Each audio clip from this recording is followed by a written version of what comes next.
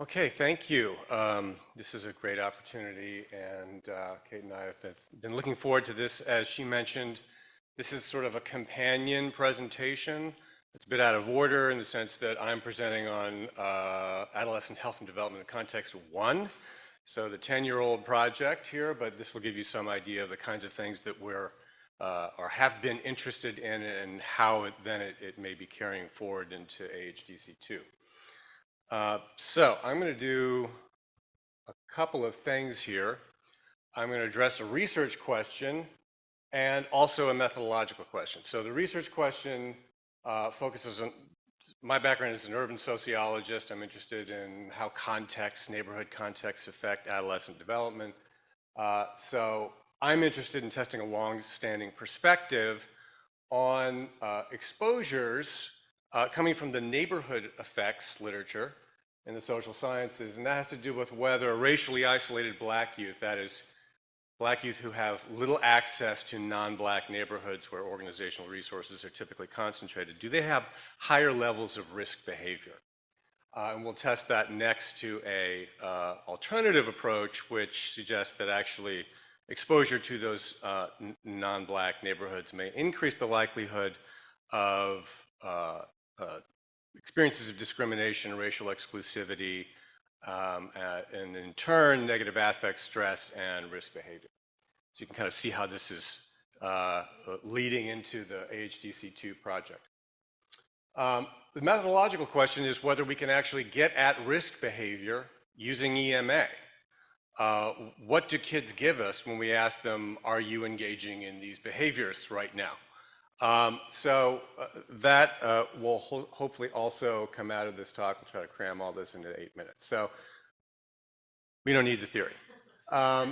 Key objective, let's go straight to that. So link the GPS-derived measures of everyday exposure to low proportion black neighborhoods across a 5-day period. So I'm looking at cumulative exposure across this 5-day period. So it's kind of a routine exposure to low proportion black neighborhoods. Link that with in-home survey reports of risk behavior as well as EMA reported risk behavior from adolescent health and development in context 1. So as Kate mentioned, this is a sample of roughly 1,400 youth ages 11 to 17, so we went a little younger in this study. In the Columbus, Ohio area, we have data from caregivers and youth, whole range of social survey questions, and then a 7-day smartphone-based GPS tracking and ecological momentary assessment. There's a lot of information on that EMA, including risk behavior. So the GPS data collection was based on a project-provided phone. We collected information or logged GPS location about every minute or so. Reasonable coverage over the course of that week in terms of the spatial data. Again, the measure of activity space, what we're calling racial isolation here, has to do with the proportion of waking time, including home time, across the 5-day period spent in block groups, census block groups, with less than 20% black population. Our EMA data collection, we had 5 prompts per day, randomly chosen within each time block, and no prompts during school hours. And the youth had 20 minutes to acknowledge the prompt and 20 minutes then to complete the survey. Response rate was 53%. I'm happy to talk about that. The risk behavior question, again, is at the time of the prompt, were any of these activities occurring? Okay, so then we have a series of questions: violence, delinquency, alcohol use, marijuana use, illegal drug use, and so on. Sample was almost 50% white, almost 40% black, so it's a reasonably large sample of black youth, almost 500. What I should note here is that the proportion of waking time spent in block groups is reasonable. It's about 0.2 for black youth. So black youth in our sample are spending a fair amount of time in low proportion black, often relatively high white composition neighborhoods. And our outcomes, last 30-day survey reports of violence, delinquency, count of days on which alcohol or marijuana was used. Those are separate questions. Here, the key is EMA reports in the moment of risk behavior, as you would expect, are really low. This is a very rare event, one of our motivations for going toward the 6-month period. So the question here is, yeah, it's a rare event. Is there any evidence that what we're getting is actually reasonable? So what we'll do then is compare the EMA reports to what we would expect to get from based on the last 30-day question. So I'm going to skip over this. This is just establishing that the black youth actually do spend a fair amount of time in low proportion black neighborhoods. And go straight to this sort of very preliminary validation exercise. So what we have here is the actual prevalence of risk behavior based on violence, delinquency, alcohol, marijuana use, any of those, or illegal drug use rather. Any of those occurring at the moment. And then what would we expect to get based on the last 30 days? So the last 30-day questions about marijuana and alcohol use are actually the count of days on which these occurred.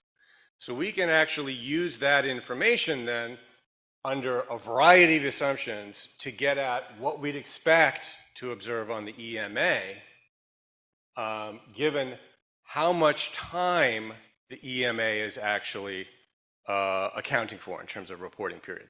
So we have to assume different things about what the youth is actually reporting on. So are they reporting on the last hour? Are they reporting on the last half an hour? That's what we've got here, are just the assumptions about the time period that the youth is reporting on. So if you take the last hour, you assume the last 30-day report on the count of marijuana use in the first set of bars, and then assume the youth is reporting on the last hour, you get an estimate that is larger than the EMA, but it's in the vicinity, okay? If you assume it's the last half an hour, we get an estimate that's almost exactly the same as what the EMA is giving us. Roughly the same pattern for alcohol use. Okay, so there's a lot of detail. This is a fairly extensive process of getting from that. A variety of assumptions are made. What I can tell you is that we made generally conservative assumptions. So for instance, assuming missing EMA are missing at random, we actually think that's a conservative assumption. No doubt not true, but you can imagine people not responding to the EMA if a risk behavior was occurring in the moment. So that's our very preliminary take on that, but it does suggest to us that we're in the vicinity of the estimate if you believe the last 30-day survey report. So very quickly, I'm done here, but what I'll just say is on the research question, we get a pattern of exposure when we take into account the amount of time black youth are spending in low proportion black neighborhoods. As that increases, we get higher levels of risk behavior. On the EMA, in terms of the predicted probability, on the last 30-day for violence, and for delinquency, if we look at use a predicted count of the number of different violent or delinquent events. So we don't get this for marijuana and alcohol use, but we get a fairly consistent pattern otherwise, and that's inconsistent with this long-standing racial isolation approach.